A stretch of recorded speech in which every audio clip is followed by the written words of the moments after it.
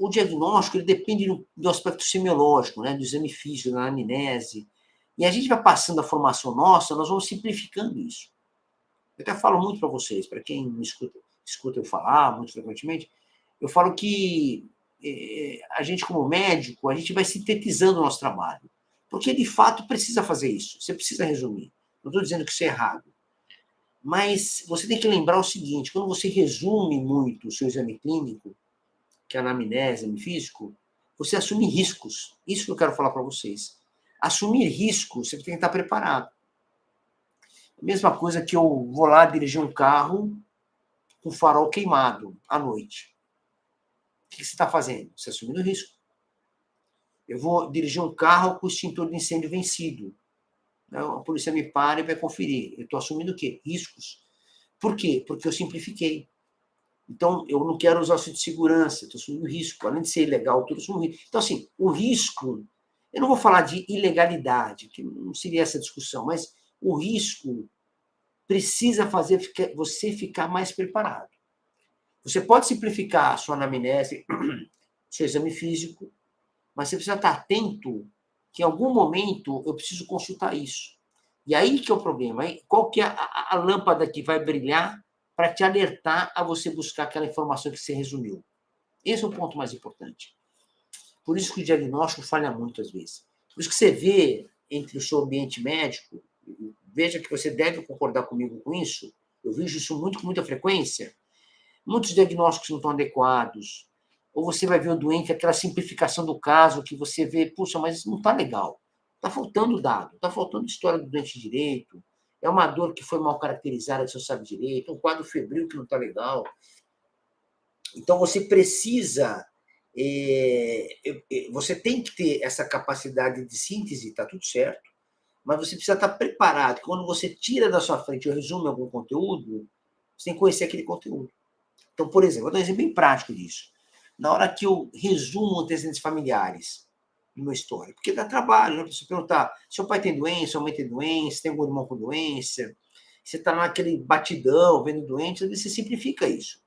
Você acaba não perguntando, esquece e tal.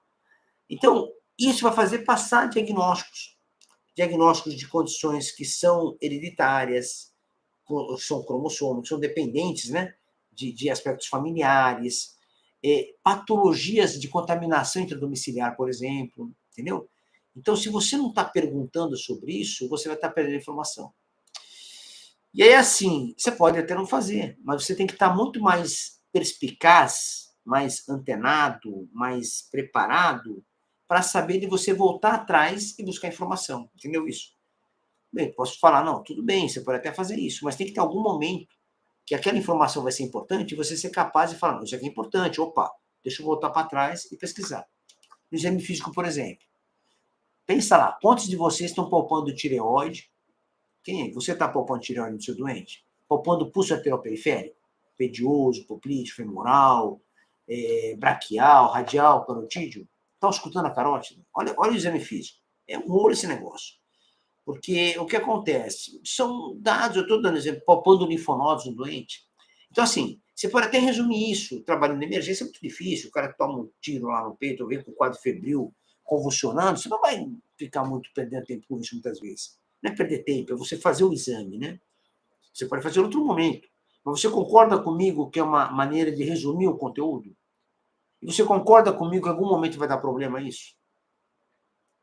Então, o paciente com uma dor de garganta, por exemplo, chega para você, se não tiver o hábito de palpar tireoide, com certeza você já passou batido com uma tireoidite. Olha a situação. Eu tenho certeza disso. Estou falando que eu vivo isso. Você não tem hábito de palpar linfonodo, certeza que você deixou passar batido uma metástase de algum tumor no linfonodo. Não tem jeito, pessoal. Então, assim, para nós, a gente é muito punido, tem muita punição para a nossa síntese. Então, a gente precisa sintetizar para trabalhar, para resumir, mas, por outro lado, a gente é muito punido por isso. Punido que eu falo do ponto de vista de errar o diagnóstico, de não perceber um diagnóstico. E isso vale, tudo que estou falando, para infecção bacteriana aguda. Também vale para infecção bacteriana aguda. Então, você chega com febre aguda, com uma dor, com estado geral ruim, com a diarreia, com vômito, com sangramento, quem sabe, sintomas sistêmicos gerais, sei lá. Quando a gente simplifica, a gente vai ter problema. Então, você precisa ter um detalhamento. Mas você fala assim, mas quando que eu faço isso? Se eu fizer fazer isso no meu doente, eu não consigo trabalhar. Não consigo ver doente. E é verdade. Você acaba não conseguindo ver paciente. Você tem que atender lá, sei lá quantos pacientes, dezenas de pacientes no seu plantão, no seu período, no seu consultório. E você vai acabar sacrificando parte do exame clínico. Eu gostaria que você não sacrificasse, mas eu sei que isso é difícil.